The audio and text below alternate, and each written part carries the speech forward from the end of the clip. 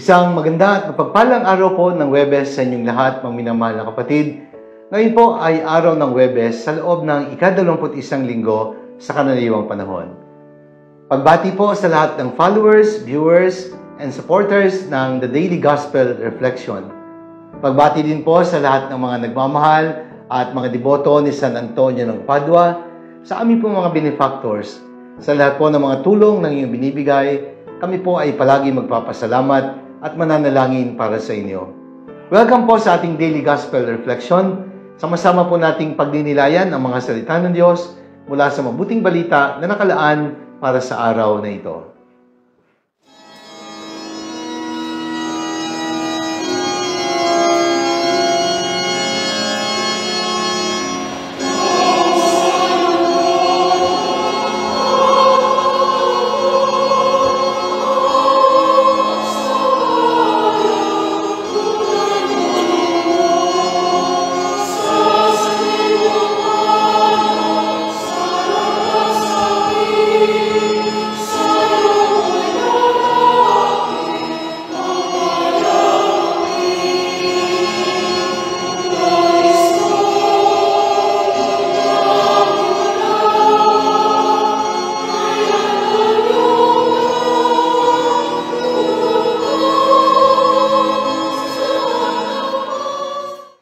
Mga minamahal kong kapatid, ngayon pong araw ng Huwebes, sa loob ng ika-21 linggo sa karaniwang panahon, pagdinilayin po natin ang mabuting balita ayon kay San Mateo, mula po ito sa ika-24 na kabanata, mga talata 42 hanggang 51. Ang pamagat po na ibinigay ko sa pagninilay ay nagsasabing, failing to prepare is preparing to fail. Mga kapatid, ang ebanghelyo po sa araw na ito ay bahagi o parte ng tinatawag na eschatological discourse sa Ebanghelyo ni San Mateo na matatagpuan sa ika-24 na kabanata at ika-25 kabanata. Meron pong tinatawag na salitang eschaton sa wikang Griego. Ang salitang eschaton po ay nangangahulugan ng final event in the divine plan.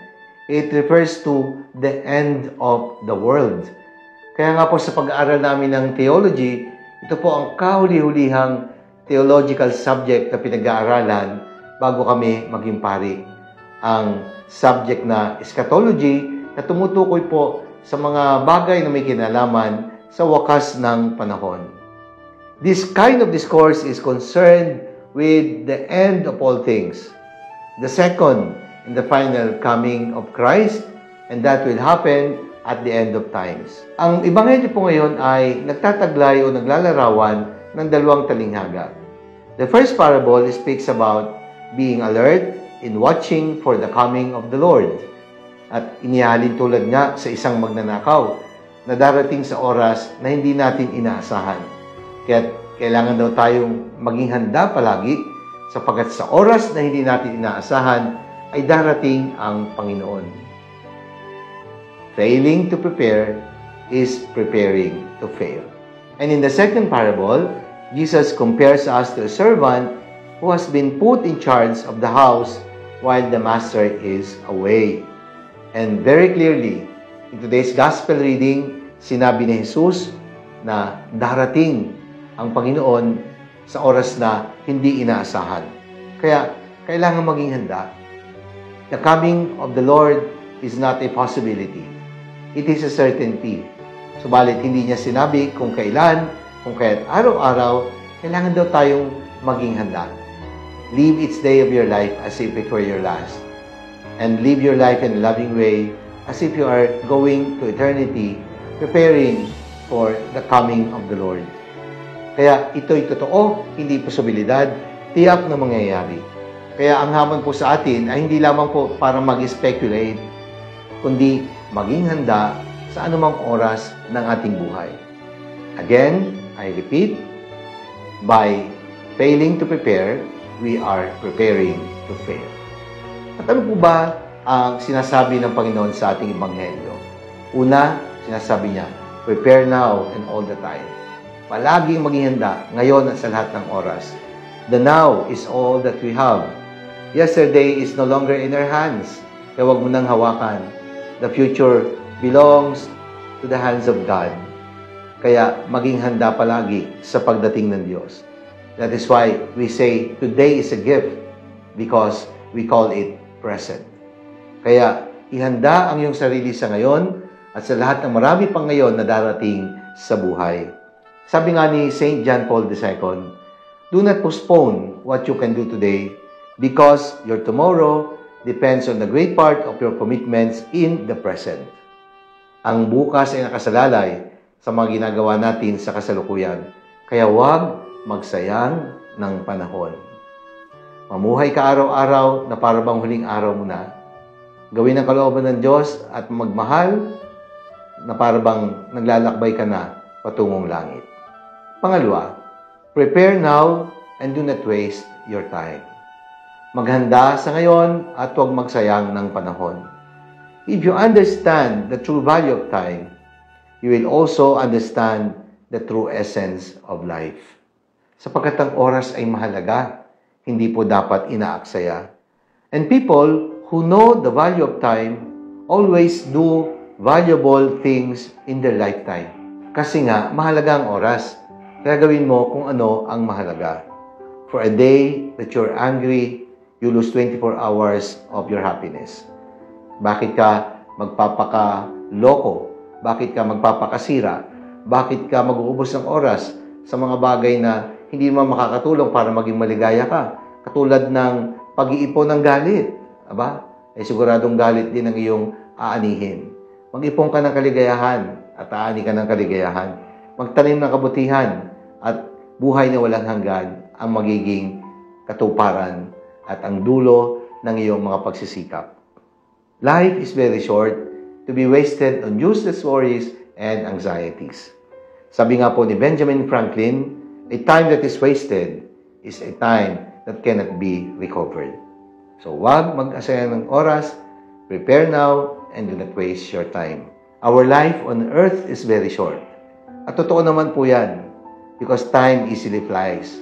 Invest your time wisely, because a time that is wasted is worse than wasted money. If you want a better world, start creating one. Be the change that you wish to see in the world. Sabi po yan ni Mahatma Gandhi. At pangatlo, have a sense of God's presence all your life. Act as if God were always watching, because in fact, God is always with us. Kaya nga, sana sa mga nangyayari sa buhay mo, makita mo ang kamay at presensya ng Diyos na kumikilos at gumagabay sa iyo. Kaya nga, huwag mag-aksaya ng panahon, palaging maghihanda. Always prepare, because by failing to prepare, you're actually preparing to fail. Manalangin tayo. Ama naming makapangyarihan, Diyos na bukal ng panahon, Diyos na pinagmumulan ng aming oras, maraming salamat po sa oras at panahong binibigay mo sa aming paglagi dito sa mundo. Tulong po kaming maging tapat sa iyo at huwag magsayang ng panahon sapagkat maigsi lamang ang aming buhay sa mundong aming ginagalawan. Maglakbay nawa kami sa lupa patungo sa iyo sa pamamagitan ng paggawa ng kabutihan at lahat ng naayon sa iyong kalooban. Amen. Maraming salamat po mga minamahal kong kapatid. Sana po nagustuhan niyo at nakatulong ang ating pagninilay sa araw na ito. Sakaling nagustuhan po ninyo at nakatulong, i-like po ninyo at i-share. Ibahagi po natin ang mensahe ng salita ng Diyos sa ating mga mahal sa buhay, mga kaibigan at mga kakilala. Let us fill the world with the message and power of God's words. Ulitin ko po ang aking paanyaya sa darating pong September 23 ng taong kasalukuyan, alas 7 po ng gabi, magkakaroon po ng post-birthday celebration concert ang inyong lingkod, kasama po ni Father Jamie at ng ilang paring inanyayahan para mag-perform. A celebration of life through music.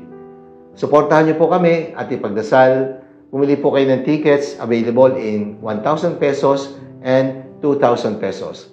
Sa opisina po ng parokya at sa loob ng simbahan kapag Martes at araw ng Linggo. Sana po pagdasal nyo ang ikatatagumpay ng proyektong ito para sa renovation ng church sacristy at para sa pondong kinakailangan ng Commission on Family and Life. Please support us and pray for us. At pagpalain kayo ng makapangyarihan Diyos, Ama, at ng Anak, at ng Espiritu Santo. Amen.